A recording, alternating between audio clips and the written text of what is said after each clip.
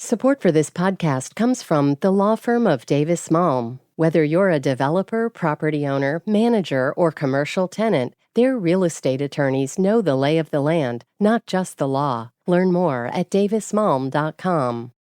Support for this podcast comes from Boston University's Questrom School of Business, presenting the Is Business Broken podcast, featuring conversations about the role of business, stakeholder relations, and government at bu.edu/Questrom or wherever podcasts are available. Listeners, I just want to give you a heads up. This episode, we will be referencing sexual assault and rape. So if you feel like you need to skip this one, please do what you got to do to take care of yourselves. We got you. On with the show. WBUR Podcasts, Boston.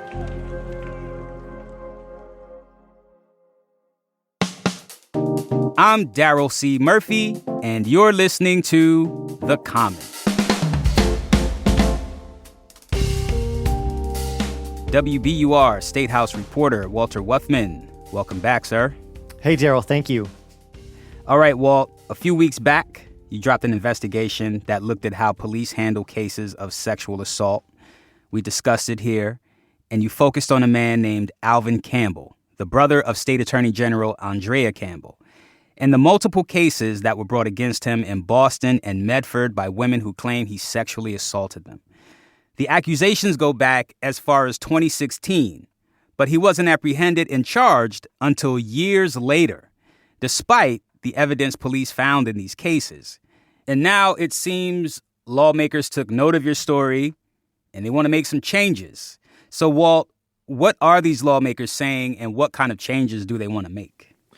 Yeah, there are a few ideas bouncing around. The first would be to create a statewide sexual assault unit that has jurisdiction across multiple cities, towns, and counties, and that could start filling in the gaps and helping with departments that don't have resources or training, and creating just better oversight to try to make sure that cases like this, where serial offenders are slipping through the cracks, do not happen.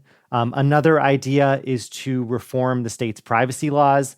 This is the Massachusetts law that says that all reports of sexual assault and domestic violence are to be kept completely secret and confidential. There are some ideas to loosen those up and to make more transparency while still protecting the confidentiality of victims. And then finally, there's an idea to expand and create better oversight and auditing of the state's law enforcement DNA database. Let's start with the idea of creating a statewide sexual assault unit. Walt, talk to us about that idea. This idea is really coming from a Leominster state representative named Natalie Higgins. She's on the Legislative Women's Caucus, and she co-chairs a task force on sexual assault. She had a really strong reaction to our reporting, a lot of frustration about the amount of times that victims had reported assaults to police and that nothing happened. And she said that it really reinforced this idea that she'd already been having, that the state needs a higher level sexual assault unit that spans the entire state, that is not just the city of Boston or the city of Medford. Here's how she described it to me.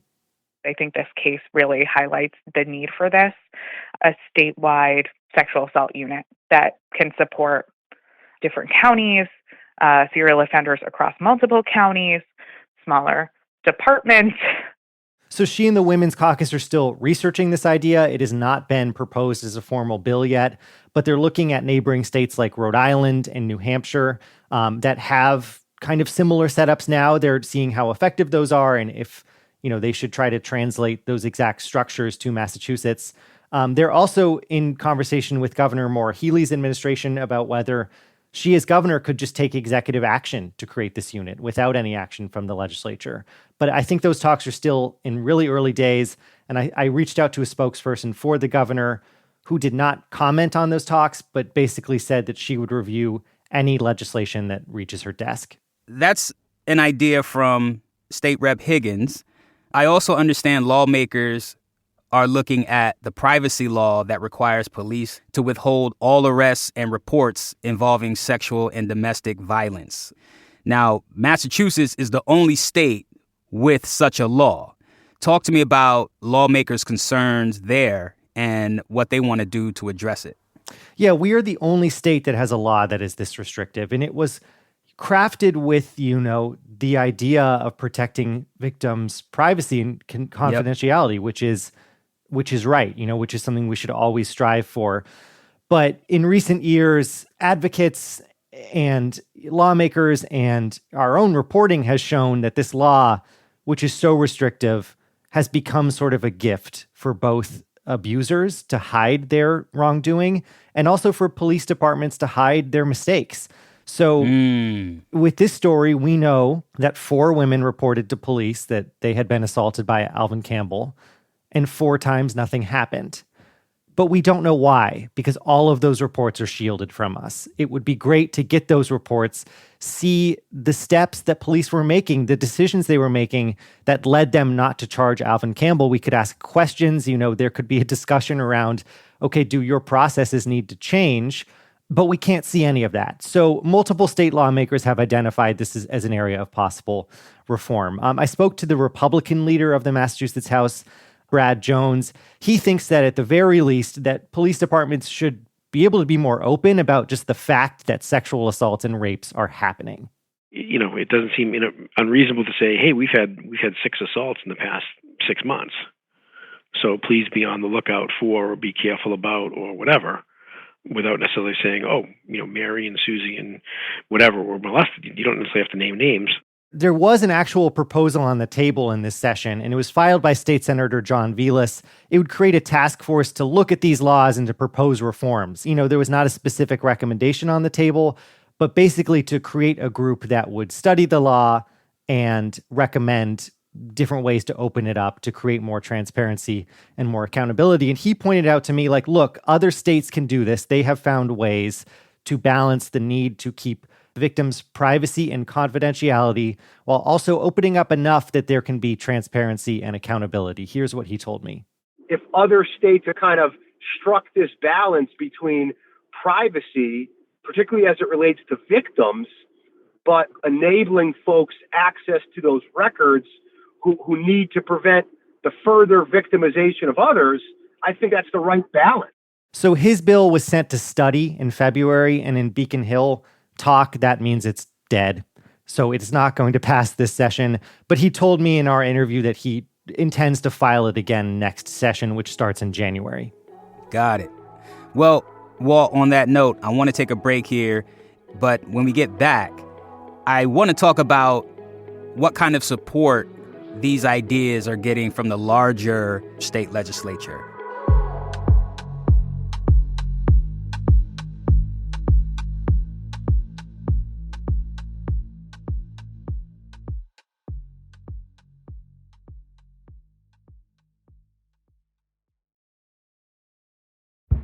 Did you kill Marlene Johnson? I think you're one of the first people to have actually asked. From WBUR and ZSP Media, this is Beyond All Repair, a new podcast about an unsolved murder that will leave you questioning everything. Somebody should be in jail for murdering my sister. A woman who's never been believed. As long as they think I have done this, then they're not looking for who actually did this. And that's what makes it a cold case. No, it's a botched case. And a search for the truth, once and for all. Wow, it just gets more interesting. Beyond All Repair. Listen and follow wherever you get your podcasts. Be careful. You're digging in a place that's been very peaceful for a while. Do it anyway. Dig.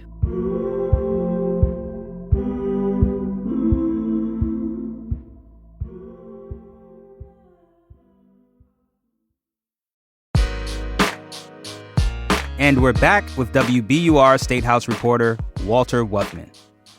Walt, we are here talking with you about the follow-up to your story about how police handle sexual assault cases. State lawmakers seem to have gotten a hold of the story, and now some of them are suggesting changes to police protocols when it comes to cases of sexual assault. I'm curious to know just how the larger legislative body is responding to these ideas. So I think there is one proposal on the table that does actually have a chance of passing before the end of this session this summer. And that is to expand and create more oversight of the state's DNA database, the law enforcement database that police can check evidence against in their investigations. And so Natalie Higgins, the state rep, and Brad Jones, the House Republican leader, they have a proposal that would mandate the collection of what's called lawfully owed DNA from already convicted offenders. This is DNA that already should have been collected but has not. They calculate that there are between 10 and 15,000 people that are not in the database that should be. So they want to pass this bill to make sure that that happens. And then as part of that bill, there would be a regular auditing to make sure that the DNA database is up to date and that, rape kits, also, more formally known as sexual assault evidence collection kits, that are those are being tested in a timely way, and investigations are moving forward. They had done some work to try to get this bill into the state budget, which is, a huge document, huge bill that includes a lot of money and a lot of policy and has to pass. So a lot of lawmakers try to get, their policies put into the budget. That did not work, but both of them say they are undeterred, that they think that this standalone bill has a lot of support. And they told me, they think their secret sauce is that she is a Democrat and he is a Republican, and they think this is a really common sense idea. It already should have happened, and they think they can get the support to pass it this session. Folks love some bipartisanship, let me tell you. What about local officials? What do they have to say about all of this? Yeah, so the local officials in Boston and in Medford, where this story takes place, have been much more hesitant to talk to me. Radio Boston had Mayor Michelle Wu on the show shortly after it published, and the host, Tiziana Deering, was pretty forceful in trying to put these questions to her, and the mayor did not want to talk about them in depth. She cited that this is an ongoing court case, and so she's constrained in what she can say, before it's wrapped up. And she cited those state privacy laws, that a lot of this information is just not public by law. The Boston Police Department continues to not want to answer any questions about this story. The Suffolk County District Attorney's Office did not want to provide any more explanation after it published. And I've tried to speak to multiple Boston city councilors about this, including the city council president, Rusi Louijean, and they are declining to comment.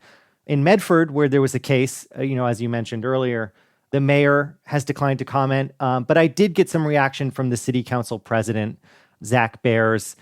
Again, he cited the privacy laws, that it's hard to know exactly what happened because we just cannot see the reports.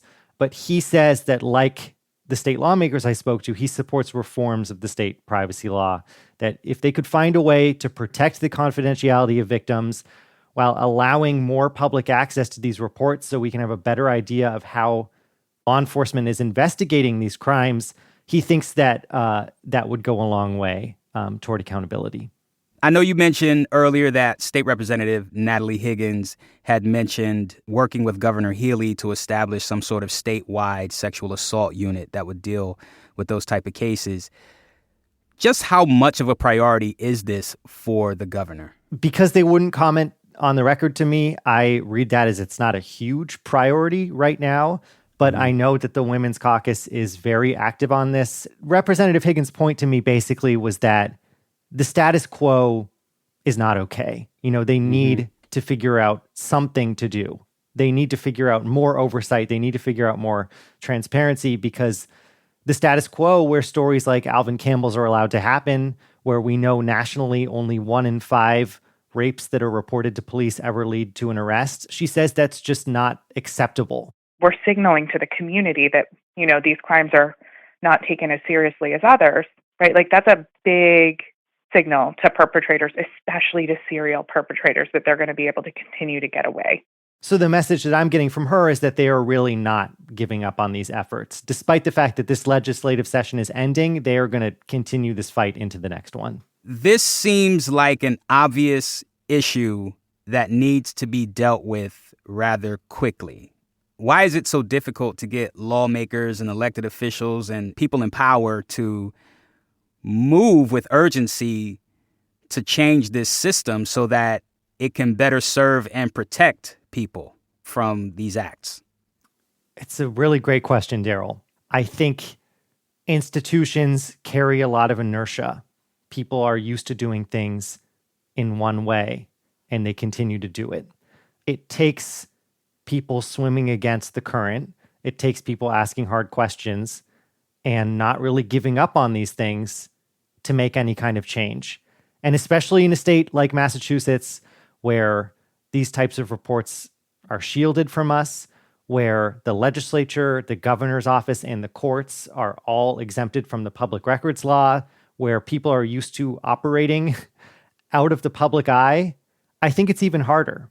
And so we just need to keep a spotlight on these stories and keep asking questions and make sure they're not forgotten. I guess I will say one positive, one silver lining I'm taking from all of this is, your reporting is having some impact. Some folks are paying attention and they want to take some action. So congratulations to you on that. Thank you for your reporting and coming through to the Common to talk to us about it. Thank you, Daryl.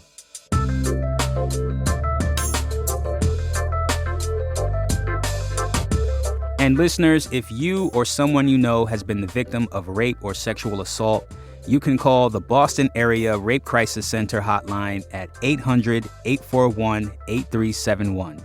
That's 800-841-8371. And that's our show for today. Thank you so much for listening to The Common. I'm Daryl C. Murphy, and I will talk to you tomorrow.